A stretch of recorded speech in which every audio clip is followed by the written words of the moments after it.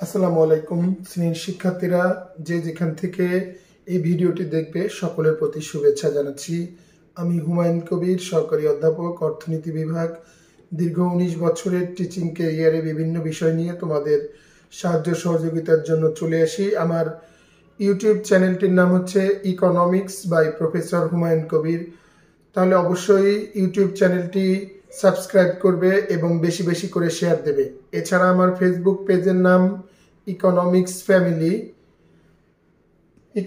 Family. এই পেজটাও বিভিন্ন সাহায্য সহযোগিতা করে থাকি। এছাড়া আমার লেখা বই মুদ্রা ব্যাংকিং অর্থায়ন চতুর্থ বর্ষের জন্য, ব্যাংকিং প্রতিষ্ঠান ও নীতিমালা মাস্টার্সের জন্য। এছাড়া আরও একটা বই অতি শীঘ্রই বাজারে আসছে অনার্স 4th ইয়ারের জন্য, পরিবেশ ও সম্পদ অর্থনীতি। যা কথা না বাড়িয়ে আজকে আলোচনা করব ইন্টারমিডিয়েট ব্যষ্টিক অর্থনীতি, জাতীয় বিশ্ববিদ্যালয়ের অধিভুক্ত ক বিভাগের প্রশ্নের উত্তর 2021 সালের প্রশ্ন নিয়ে আলোচনা। 2021 সাল। দেখো, পরীক্ষায় প্রশ্ন আসছে পর্যায়গত উপযোগ কি। তোমাদের নোট বইয়ে যে উত্তরটা দেখলাম এটা কিন্তু ভুল, কারণ এটা আসলে একেবারেই কেটে দিবে। উত্তরটা হবে কি, দেখো, দুই বা তার অধিক উপযোগ সংমিশ্রণের মধ্যে তুলনা করার প্রক্রিয়াকে, দুইটা উপযোগ সংমিশ্রণ তার মধ্যে যদি আমরা তুলনা করি, পারস্পরিক কম্পেয়ার করি, তাহলে সেই তুলনা করার প্রক্রিয়াটার নাম হচ্ছে পর্যায়গত উপযোগ। ঠিক আছে, বুঝতে পেরেছো? মানে তোমার কাছে একটা নির্দিষ্ট পরিমাণ অ্যামাউন্ট আছে, তুমি করলা যে আজকে একটা ফুচকা খেলা নিউ মার্কেট থেকে, আর একটা ফুচকা খেলা তুমি হচ্ছে ফার্ম গেট থেকে। দুইটা ফুচকার মধ্যে তুলনা করলা কোনটা ভালো কোনটা খারাপ, এটা হচ্ছে পর্যায়গত উপযোগ। আচ্ছা, পরিবর্তক প্রভাব। দেখো, পরিবর্তক প্রভাব এখানে কি, পরস্পর সম্পর্কযুক্ত দুটি দ্রব্য, মানে দুইটা দ্রব্যের মধ্যে পরস্পর কি থাকতে হবে, সম্পর্ক থাকতে হবে।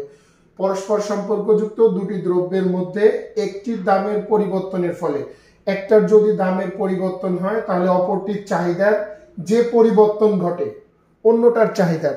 মনে করো চাল আর আটা দুইটা দ্রব্য, এখন চালের দামের যদি পরিবর্তন হয় তাহলে আটার চাহিদার উপর যে প্রভাবটা পড়বে সেটাকে আমরা কি বলি, পরিবর্তক প্রভাব বলি। গ নাম্বার, অগ্রাধিকার পছন্দ প্রকাশ তত্ত্বের প্রবক্তাকে, এটাতে ইংরেজিতে বলে রিভিল প্রেফারেন্স থিওরি।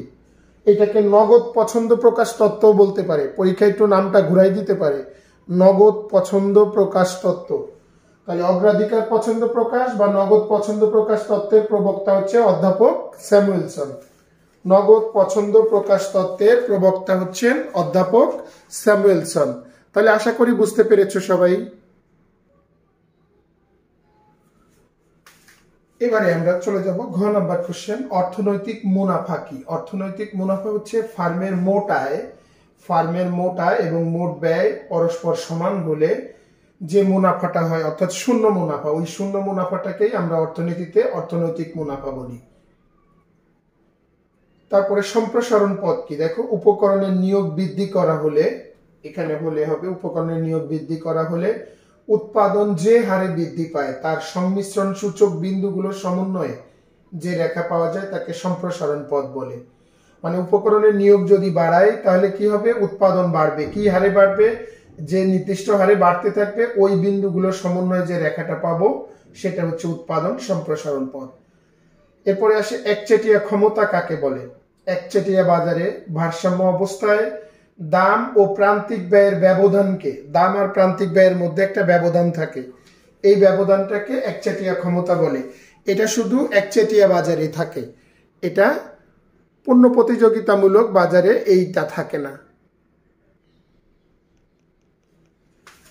এবারে 6 নাম্বার কোশ্চেন। দেখো, 6 নাম্বার কোশ্চেনে আছে কি, ডাম্পিং কি। ডাম্পিংটা হচ্ছে কোনো দ্রব্য বা সেবার অভ্যন্তরীণ ও আন্তর্জাতিক বাজারে দামের বৈষম্যকরণকে, মানে দেশের ভিতরে একটা দাম হবে আর আন্তর্জাতিক বাজারে ইন্টারন্যাশনাল মার্কেটে এক ধরনের দাম হবে, এই যে দামের বৈষম্যকরণ, এটাকে ডাম্পিং বলে। তারপরে অনুপার্জিত আয় কি, কোনো এলাকার উন্নয়নের ফলে জমির মূল্য বৃদ্ধি পেলে যে অতিরিক্ত আয়ের সৃষ্টি হয়।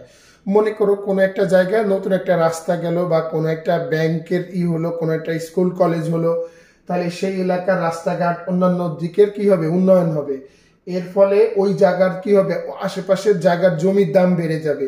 তাহলে যে জমির দাম বাড়লো, সেই জমির মালিক কিন্তু কোনো খরচ করে নাই, তারপরেও জমির দাম বেড়ে গেছে। তাহলে কোনো ধরনের বিনিয়োগ ছাড়া এই যে জমির দামটা বেড়ে গেল, এটাকে বলে অনুপার্জিত আয়।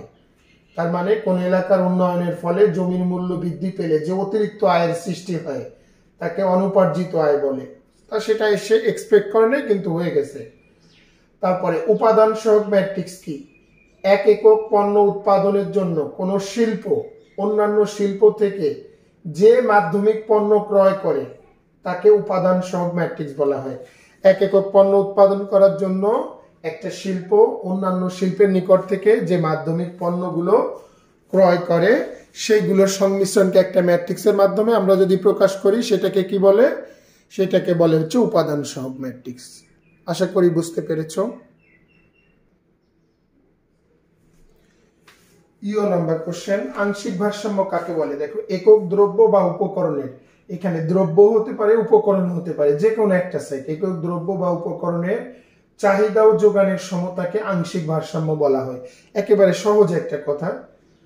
সামাজিক কল্যাণ অপেক্ষক কি?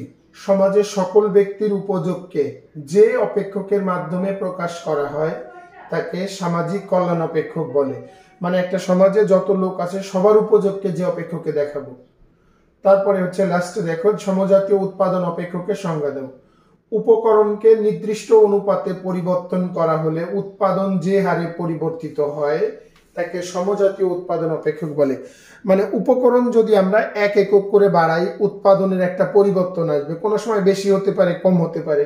তাহলে উপকরণটা যদি নির্দিষ্ট হারে বাড়াই, উৎপাদন ক্ষেত্রে যে পরিবর্তনটা হবে সেটাকে আমরা কি বলি? সমজাতীয় উৎপাদন অপেক্ষক।